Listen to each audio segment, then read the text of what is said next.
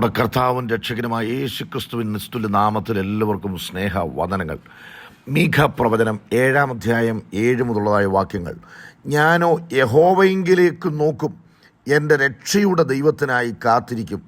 എൻ്റെ ദൈവം എൻ്റെ പ്രാർത്ഥന കേൾക്കും. എൻ്റെ ശത്രുവായവളെ എന്നെ ചൊല്ലി സന്തോഷിക്കരുത്. വീണു എങ്കിലും ഞാൻ വീണ്ടും എഴുന്നേൽക്കും. ഞാൻ ഇരുട്ടത്ത് ഇരുന്നാലും യഹോവ എനിക്ക് വെളിച്ചമായിരിക്കുന്നു. യഹോവ എൻ്റെ വ്യവഹാരം നടത്തി എനിക്ക് ന്യായം പാലിച്ചു തരുവോളം ഞാൻ അവൻ്റെ ക്രോധം വഹിക്കും. ഞാൻ അവനോട് പാപം ചെയ്തുവല്ലോ. അവൻ എന്നെ വെളിച്ചത്തിലേക്ക് പുറപ്പെടുവിക്കുകയും ഞാൻ അവൻ്റെ നീതി കണ്ട് സന്തോഷിക്കുകയും ചെയ്യും. ഇവിടെ ഭക്തൻ പറയുകയാണ്, ഏതൊരു സമയത്തും ഞാനോ യഹോവയിങ്കിലേക്ക് നോക്കും. വഴിയില്ലാത്ത സാഹചര്യത്തിൽ വഴി തുറക്കാൻ ശക്തൻ ദൈവമാണ്. ശ്രദ്ധ ക്രിസ്തുവിൽ തന്നെ ആയിരിക്കണം, ദൈവത്തിലും ദൈവവചനത്തിലും തന്നെ ആയിരിക്കണം. ഞാൻ യഹോവയ്ക്കായി കാത്തിരുന്നു, അവനെങ്കിലേക്ക് ചാഞ്ഞു, എൻ്റെ നിലവിളി കേട്ടു എന്നാണ് വായിക്കുന്നത്. ദൈവത്തിങ്കലേക്ക് നോക്കുക.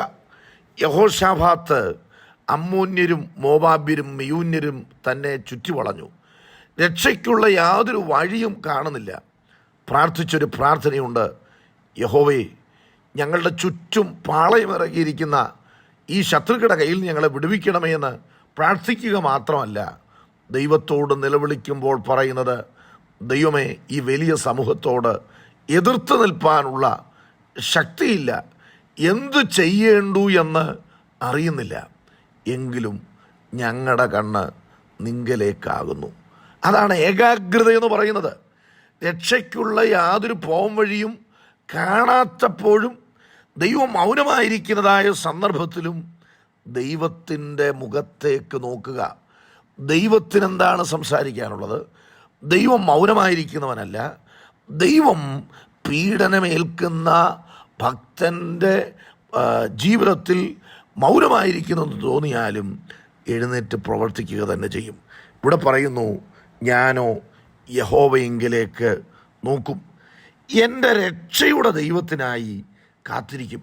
ആ നോക്കുന്നതിൻ്റെ അടിസ്ഥാനമെന്ന് പറയുന്നത്, തൻ്റെ രക്ഷ വരുന്നത്, തൻ്റെ ഉദ്ധാരണം വരുന്നത്, തൻ്റെ വിടുതൽ വരുന്നത് ദൈവത്തിങ്കൽ നിന്നാണ്, ദൈവത്തിൻ്റെ സന്നിധിയിൽ നിന്നാണ്. എൻ്റെ രക്ഷയുടെ ദൈവത്തിനായി കാത്തിരിക്കും. പ്രാർത്ഥനയുടെയും നിലവിളിയുടെയും കണ്ണുനീരിൻ്റെയും അകമ്പടിയോടുകൂടെ രക്ഷ വരുന്ന ദൈവത്തിനായി, രക്ഷ നൽകുന്ന ദൈവത്തിനായി കാത്തിരിക്കുകയാണ്. ഭക്തൻ ഉറപ്പോടെ പറയുന്നു, എൻ്റെ ദൈവം എൻ്റെ പ്രാർത്ഥന കേൾക്കും. വിളിച്ചാൽ വിളി കേൾക്കുന്ന ദൈവം.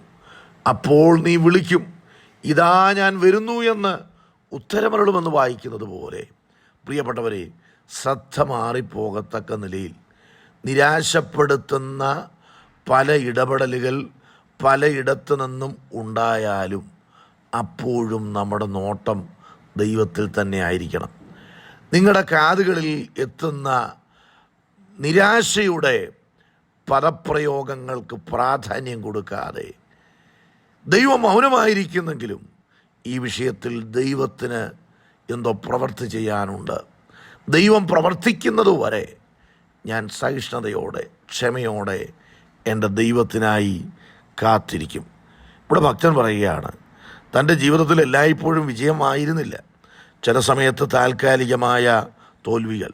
ഇന്ന് നിങ്ങളുടെ ജീവിതത്തിൽ നേരിടുന്ന തോൽവികൾ അത് നിത്യമായ തോൽവികളല്ല, അത് താൽക്കാലികമായ തോൽവികളാണ്. തിരിച്ചടികൾ ജീവിതത്തിലുണ്ടാകാം. വെള്ളിടികൾ വെട്ടുന്നത് പോലെയുള്ള അവസ്ഥകൾ നിങ്ങളുടെ പ്രതീക്ഷയുടെ മേൽ വലിയ കല്ലുരുണ്ട് വീഴുന്നത് പോലെയുള്ള കാര്യങ്ങൾ സംഭവിച്ചിട്ടിരിക്കാം. അത് പലരെയും സന്തോഷിപ്പിക്കുന്നതായിരിക്കാം. നിങ്ങളുടെ ഉയർച്ചകൾ കണ്ട് സന്തോഷിക്കുന്നവരുണ്ട്. അപ്പോൾ തന്നെ തകർച്ചകൾ കണ്ടും സന്തോഷിക്കുന്നതായ വ്യക്തികൾ കണ്ടേക്കാം. എന്നാൽ ഭക്തൻ പറയുന്നു, ഞാൻ വീണു എങ്കിലും ഞാൻ വീണ്ടും എഴുന്നേൽക്കും. ഏതെങ്കിലും പരാജയങ്ങൾ ജീവിതത്തിൽ നേരിടുമ്പോൾ അത് നിത്യമായ പരാജയമാണ്. ഞാനിതിൽ നിന്നൊരിക്കലും കരകയറത്തില്ല, ഇതിൽ നിന്നൊരു ഉദ്ധാരണം ഉണ്ടാകത്തില്ല എന്ന് ചിന്തിച്ച് യോശുവ യെരിഹോവിൽ ജയിച്ചവന് ഹായിൽ പരാജയപ്പെട്ടപ്പോൾ തലകുനിച്ച് കരഞ്ഞതുപോലെ നിങ്ങൾ ഭാരപ്പെടുന്നവരാണ് എങ്കിൽ ഇന്നത്തെ ഈ സന്ദേശം പരാജയം നേരിടുന്നവരോടാണ്. നിങ്ങളുടെ പരാജയം മറ്റു പലരെയും സന്തോഷിപ്പിച്ചിട്ടുണ്ടെങ്കിൽ ആ സന്തോഷം താൽക്കാലികമാണ്. യേശു കർത്താവിനെ ക്രൂശിച്ചപ്പോൾ അതൊരു പരാജയമായി കണ്ട് പാതാള ഗോപുരങ്ങളും മഹാപുരോഹിതന്മാരും ഒക്കെ ഒന്നടങ്കം സന്തോഷിച്ചു. എന്നാൽ ആ സന്തോഷം താൽക്കാലിക സന്തോഷങ്ങളാണ്. നിങ്ങളുടെ പരാജയങ്ങൾ മറ്റു പലരെയും സന്തോഷിപ്പിക്കുന്നത് താൽക്കാലികമാണ്. നിത്യമായി ഉദ്ധാരണം നൽകുന്ന കർത്താവിങ്കിലേക്ക് നോക്കാം.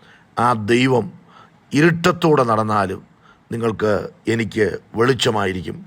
ഞാൻ ഇരുട്ടത്തിരുന്നാലും യഹോവ എനിക്ക് വെളിച്ചമായിരിക്കും. യഹോവ എൻ്റെ വ്യവഹാരം നടത്തി എനിക്ക് ന്യായം പാലിച്ചു തരും. സംഘടിതമായ നീക്കങ്ങളിലൂടെ കരുക്കൾ നീക്കി തന്ത്രശാലികൾ പരാജയപ്പെടുത്താനുള്ള കെണികൾ ഒരുക്കിയാലും ആ കെണി പക്ഷി പൊട്ടിച്ച് പറക്കുന്നത് പോലെ പറക്കാനുള്ള അവസരങ്ങൾ ദൈവം തരും. ഈ വചനത്തിൽ ആശ്രയിക്കാം. ദൈവം നമ്മെ അനുഗ്രഹിക്കട്ടെ.